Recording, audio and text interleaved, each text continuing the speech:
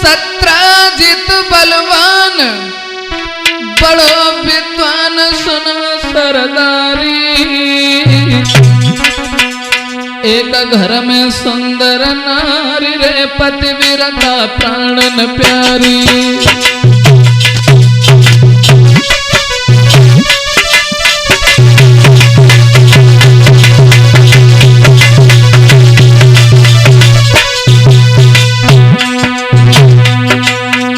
सत्राजित नाम का एक आदमी रहता था। उसका छोटा भाई प्रसेन। एक घर में स्त्री थी।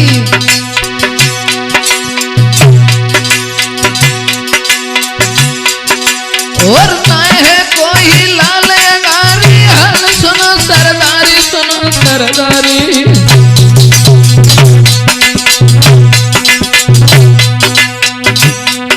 एक जवान बिटिया आंगन में के घूम रही है कुंवारी। एक जवान बिटिया आंगन में के घूम रही है कुंवारी।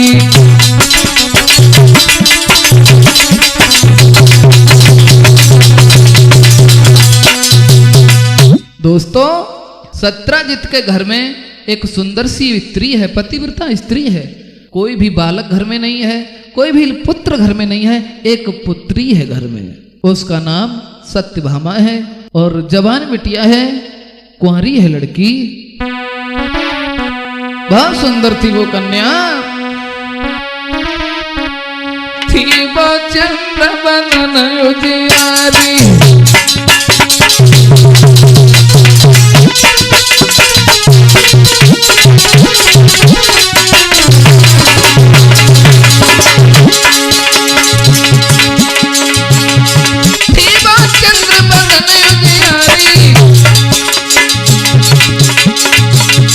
और देखन में सूरत प्यारी।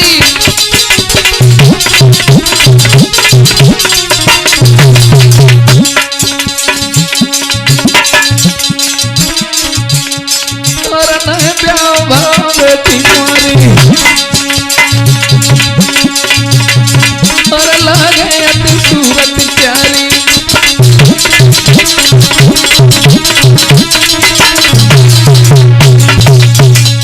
दोस्तों, सत्राजित के घर में एक बहुत ही सुंदर लड़की है जिसका नाम है सत्यभामा। उन्हीं सत्यभामा की शादी भगवान कन्हैया के साथ में कैसे भई, आइए गौर करते हैं। एक बार सत्राजित ने मन में विचार किया कि हम तपस्या करेंगे। मन में विचार आया अब तपस्या करेंगे, वो भी भगवान सूर्य की कर। भगवान सूर्य की तपस्या करने सत्राजित निकल गया है। भगवान सूर्य की इतनी कठोर तपस्या की है। प्रसन्न होकर के सूर्य भगवान ने सत्राजित को एक मणि दी है, मणि, और कहा है ले जाइए इस मणि को। इस मणि की तुम पूजा करोगे, ये तुम्हें सोना देगी, सोना उगलेगी, जिससे तुम्हारे घर का पालन पोषण चलेगा। और सत्राजित उस मणि को लेकर के अपने घर पे आ जाता है। सूर्यदेव ने प्रसन्न होकर के सूर्य देव ने अपने हाथ से सुंदर मणि गाई।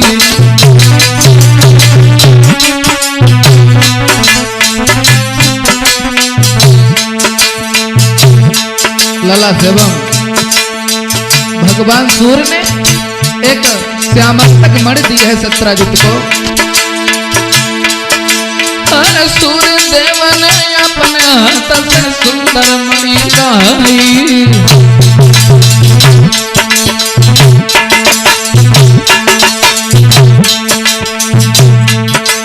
सूरज के समान तेजवा को, सूरज के समान तेजवा को चमकने है अति प्यारी।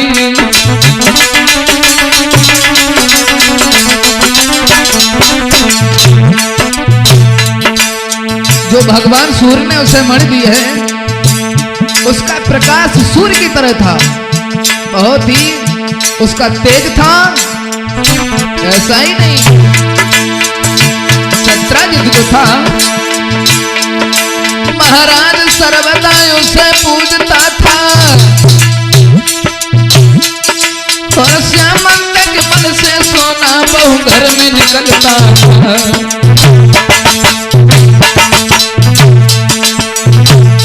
भैया होनी है बलवान कहानी सुनो यगारी है, वीरन होनी है बलवान कहानी सुनो यगारी है।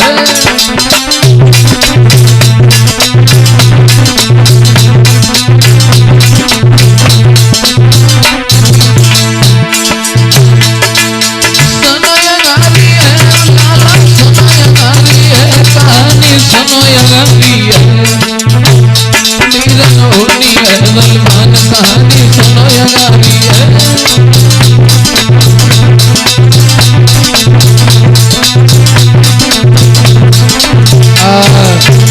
दोस्तों सूर्य भगवान ने जो सत्राजित को मणि दी थी उस मणि की नित्य दिन पूजा करता था, उससे सोना निकलता था जिससे वो अपने घर का पालन पोषण चलाता था। एक दिन हुआ क्या है, मन में विचार किया है सत्राजित ने, ये मणि मेरे पास है लेकिन किसी को पता नहीं है कि मेरे पास इतनी सुंदर मणि है। मन में विचार किया है सत्राजित ने, आज इस मणि को भगवान कन्हैया के दरबार में हम लेकर के चलेंगे, सभा में लेकर के जाएंगे, वहां लोग देखेंगे कि हमारे पास ये मणि है। उसी समय सत्राजित जो था वन मणि को लया उठाए रे लई गर्दन में लटकाई। सत्राजित ने मणि उठाई और गर्दन में लटकाई है, भगवान कन्हैया की सभा की ओर चला है। वन मणि को लाई उठाए रे आगे किसी न लगाई।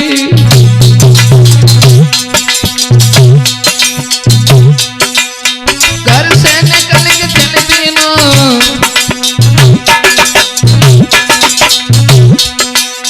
घर से निकल के चल तीनों गौ सभा कृष्ण की आई।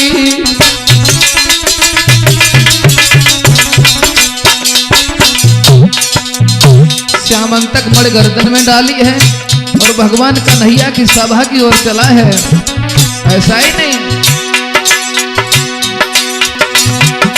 महाराज के मणि की चमकन थी अति घोर, बैठे सभा में लोग देख रहे सत्राजित की ओर। सभा में बैठे लोग सोच रहे नाम मणि ले आए हुए, देखो सभा में सोचे लोग नाम ले मणि को आए हुए।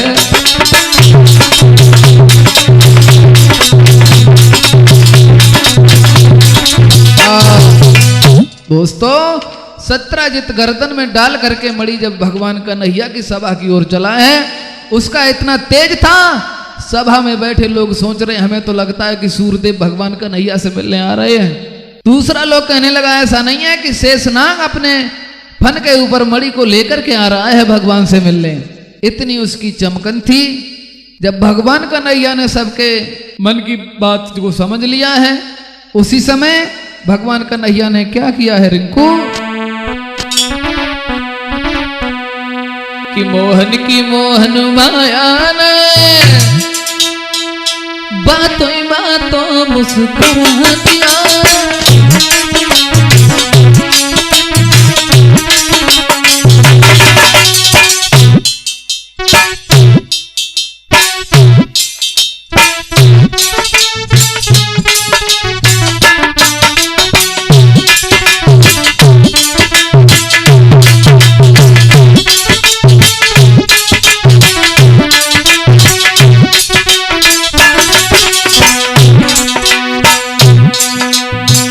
भगवान कन्हैया ने मोहन की मोहन माया ने बातों बातों मुस्कुरा दिया। मुस्कान मात्र की क्षमता ने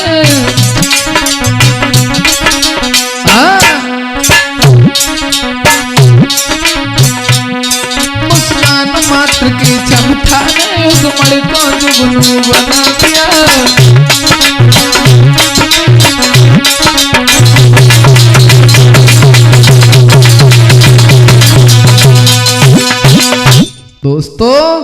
भगवान कन्हैया ने जब देखा है कि ये मणि हमें दिखाने के लिए आया है, धीरे से मुस्कुरा दिया। उस मणि की जो चमकन थी एक जुगनू के भांति रह गई है। दोस्तों, सभा के लोग कहने लगे ये मणि सत्राजित की तो है, लेकिन इसकी गर्दन में अच्छी नहीं लगती है।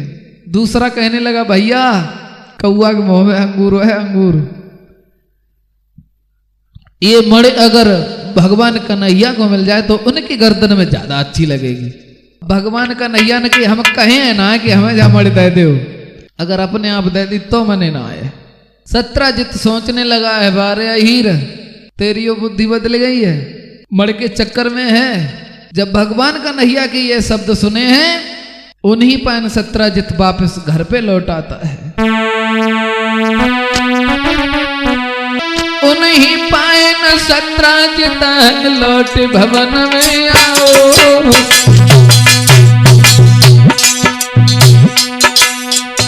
बारे हीरो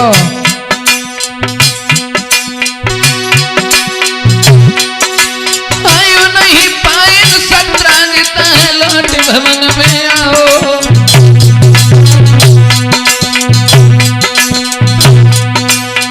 अपने छोटे भैया को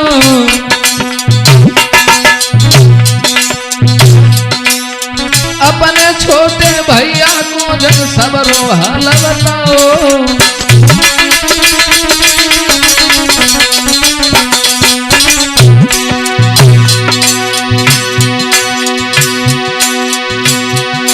जब सत्राजित ने अपने छोटे भैया प्रसेन को बताया है कि भगवान कन्हैया की नीयत खराब है इस मणि पे, उसी समय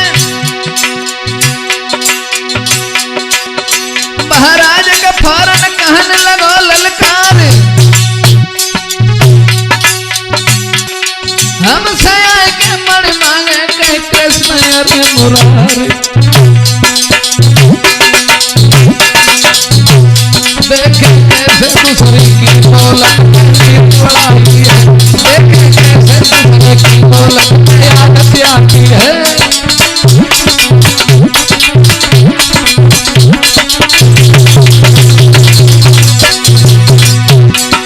आदत आती है दौलत आदत आती है, दौलत आदत आती है। देखे दूसरे की दौलत में कैसे आदत आती है।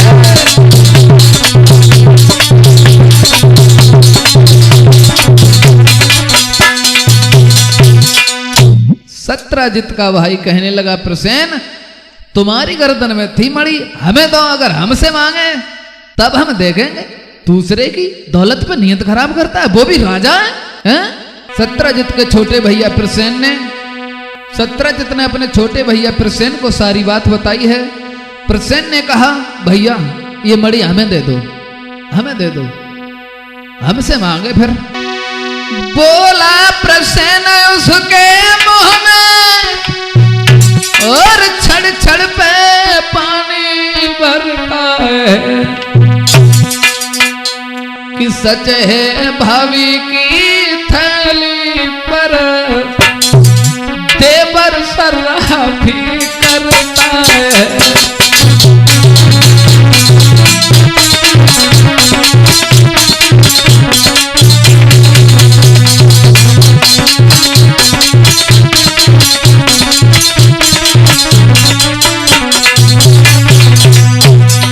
बारे कन्हैया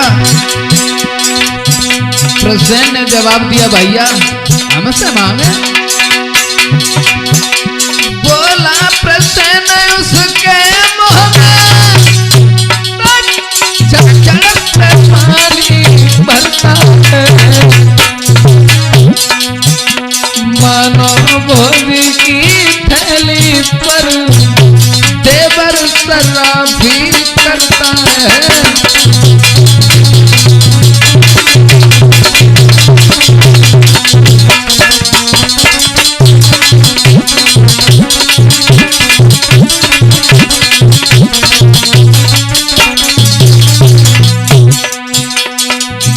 प्रसेन कहने लगा कि भैया ये मणि हमें दे दो, हमसे मांगे, हमसे मांगे, बाकी हिम्मत ही कैसे पड़ी।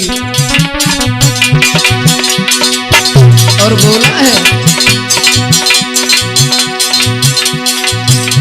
मैं रखता हूं मुझसे मांगे तो उसे पता चल जाएगा, एक ही करारे उत्तर में उत्तर न जवां पर आएगा।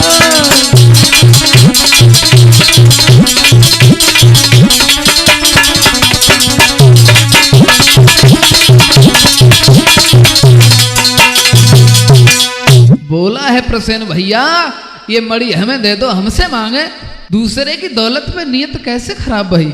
उसी समय सत्राजित की गर्दन से प्रसेन ने अपनी गर्दन में वो मणि डाली है।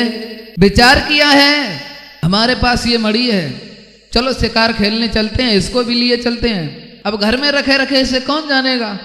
शिवम मोर नचो कहाँ नचो, जंगल में किन्ने देखो काउ ना है, और के घर की छत पे नचो सबने देखो।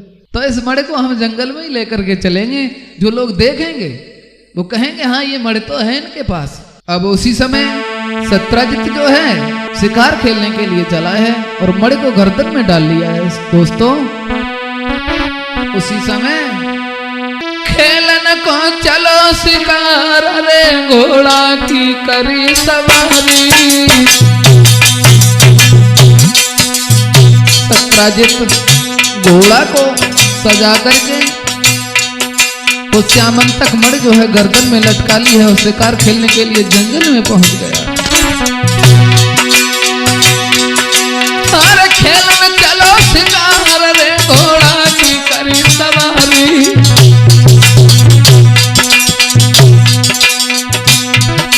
जंगल में पहुंच गया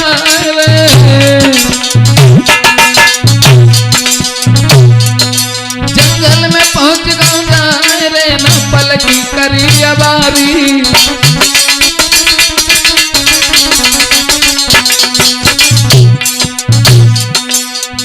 जंगल में पहुंच गया, उसी समय देखा है सामने से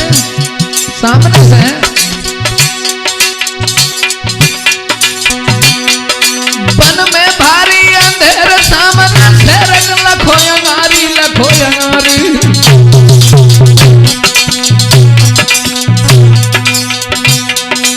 सही तलवार चलाए रे क्या सुनियो गदाया गारी।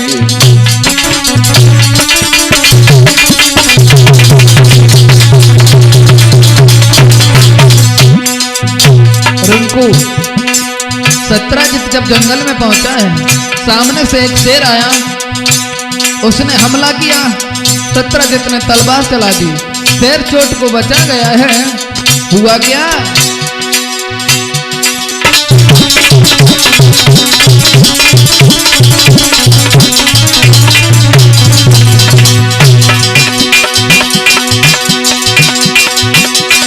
जामवंत के गुफा के द्वारे शेर ने रख दो पैर बढ़ाई।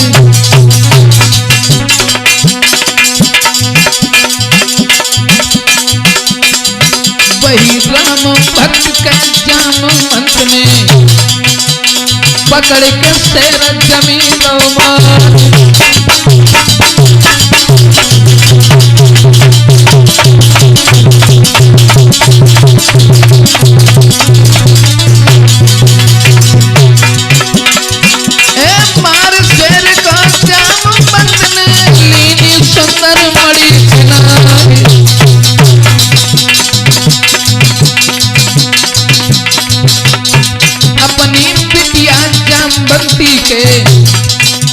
पलना में धर गई पड़ी समाई।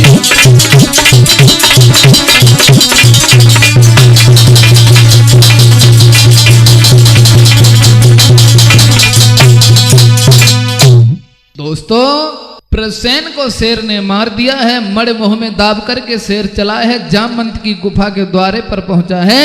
उधर से जामवंत जब निकले हैं, जामवंत और शेर में लड़ाई हुई है, जामवंत ने शेर को उठा के जमीन से पटक दिया है, मड़ को छीन लिया। वो जामवंत मड़ लेकर के अपनी बेटी जामवंती के पलना में रखती है। प्रसेन मारे गए। अब हुआ क्या आगे जरा ध्यान से सुने। जब प्रसेन लौट करके नहीं आए, काफी दिन हो गए, सत्राजित के दिल में बहुत ही खेद है। सत्राजित की दिल की धड़कनें तेज होने लगी हैं। चुपचाप अपने भैया को ढूंढता रहा है, कहीं पता नहीं लगा। सत्राजित धीरे धीरे खाना पीना भी छोड़ देते हैं दोस्तों। और भाई के मरने की खबर अगर भाई को मिले, रिंकू, इससे ज्यादा बड़ा दुख भाई को कभी नहीं हो सकता है। एक विद्वान ने लिखा है कि भैया के मरने का सदमा वो दुनिया में सबसे न्यारा है।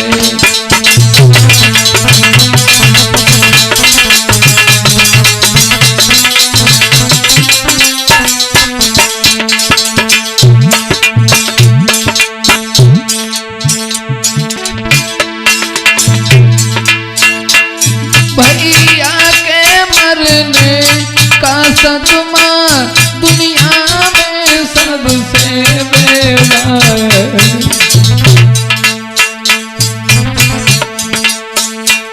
इसको भी सह नहीं पाता है, इसको वो सह नहीं पाता है जिसका वज्र सा कलेजा है।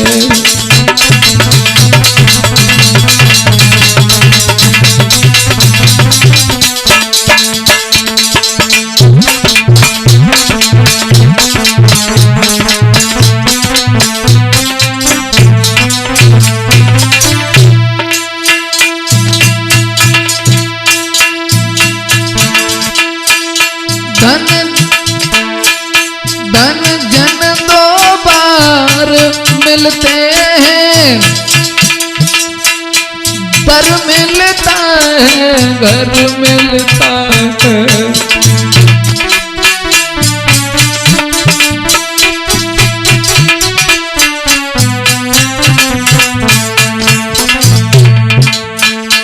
तारा भी मिले प्यारा भी मिले, पर नहीं सहोदर मिलता है।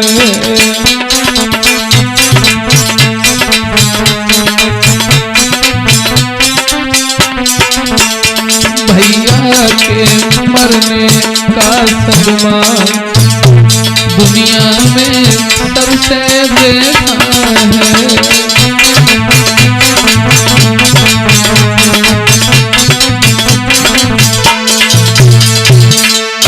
दोस्तों, सत्राजित दरोदास है।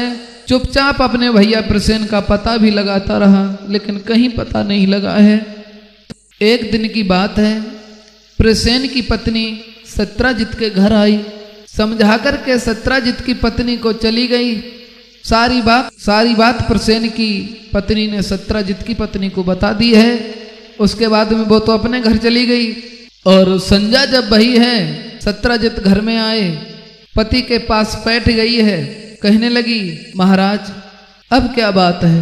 जब तो दुनिया मालूम है कि प्रसेन शिकार खेलन गए हैं और आए थे हैं लौट के, तुम इतनी चिंता क्यों कर रहे हो? सत्राजित कहने लगा, प्यारी बात कुछ और है, अगर तुम का उसे कहो ना तो हम तुम्हें बताएं। पैर दबाई रही हती से दूर उठ के खड़ी भई, तुमने कभू हमारी बात पर विश्वास ना करो। तुमने हमें इतनी बातें बताई, हमने तुम्हें कभू कोई बात हमने तुम्हारी कही है?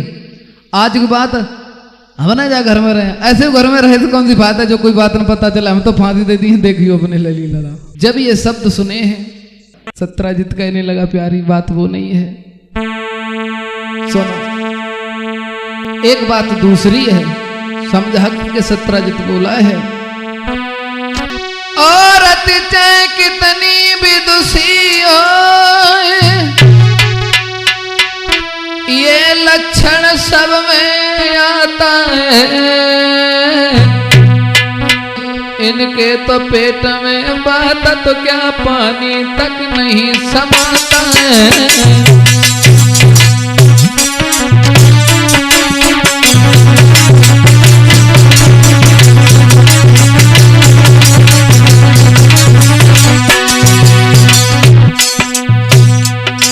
औरतों के अंदर बात कौन कैसे बम पानी हो रुको मुश्किल है।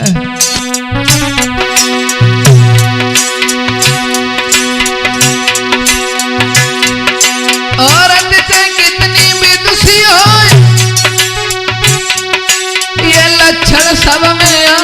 है।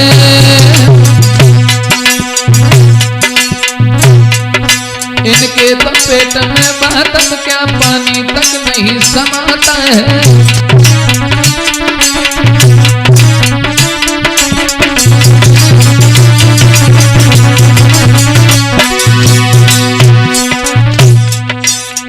दोस्तों, औरत यहाँ कितनी पढ़ी लिखी, कितनी होशियार, कितनी ब्यूटीफुल है, लेकिन जहाँ बीमारी सब में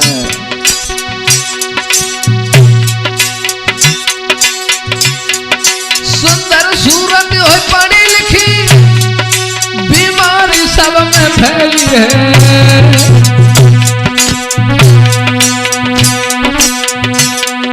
इनके तो पेट में बात तो क्या पानी तक नहीं समाता है।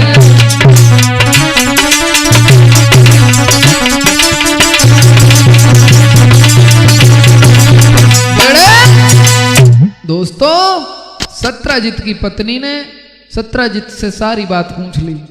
अगर तुम्हें कोई बात पूरे गांव फैलाए हुए हो, 100 आदमी से मत कहो, एक औरत से कह दो, और पीछे से जा और कह दो काऊ से कही हो मत। देख लो सवेरे से संजा हो पूरे गांव में ना टंका पिटो फिरे। और एक बात और बता दें, ये बात औरतों में छिपती क्यों नहीं है? थोड़ा सा प्रमाण महाभारत से मिला है। महाभारत का युद्ध चल रहा था, कौरवों के काफी योद्धा मारे गए, कभी पांडवों की तरफ से किसी के आंसू नहीं निकले। जब कर्ण मारा गया है तो कुंती के आंखों से आंसू निकले। युधिष्ठिर कहने लगे, मां, कौरवों का कोई भी योद्धा मारा जाता था तुम बहुत ही खुश होती थी, आज तुम्हारी आंखों से आंसू क्यों?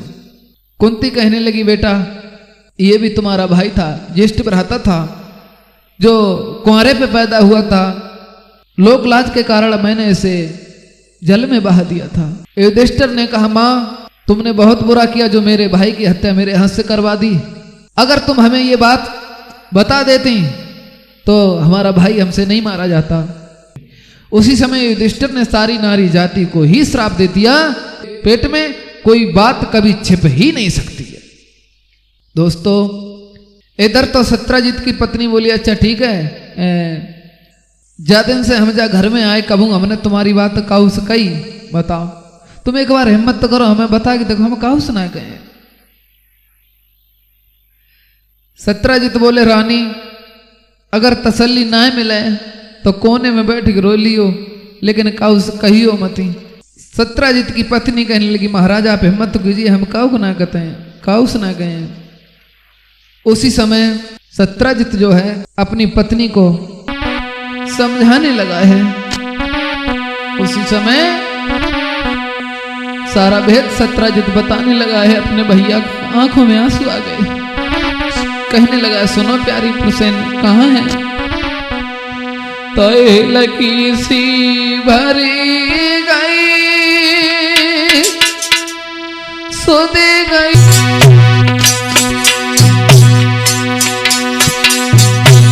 तिल की सी भरी गई, अरे सुधी गई, बिरन की आई रे।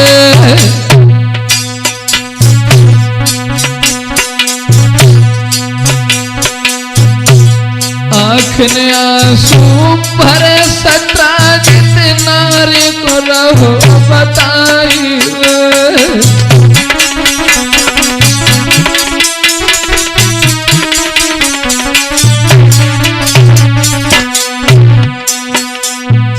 रानी, भगवान कन्हैया ने मड़ के लालच में प्रसेन को मार दिया, वो मड़ उनसे छिना ली। भगवान कन्हैया ने प्रसेन का वध किया। वह मड़ के पीछे श्याम सुंदर ने भैया लोग नहीं रे।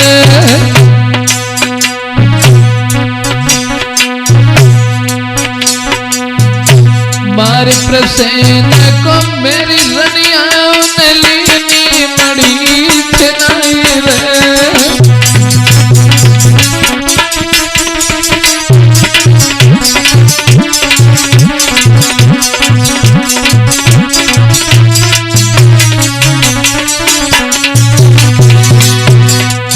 प्रसेन को मार दिया है भगवान कन्हैया ने। सत्यजित अपनी पत्नी को समझा रहे हैं, मर के लालच में भगवान कन्हैया ने प्रसेन को मार दिया और बोला है,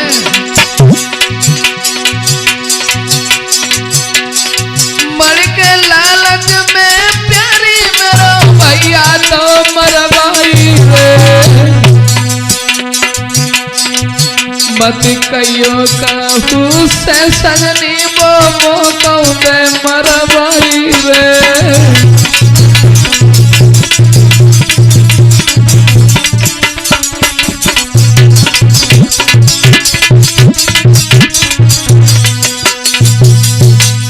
दोस्तों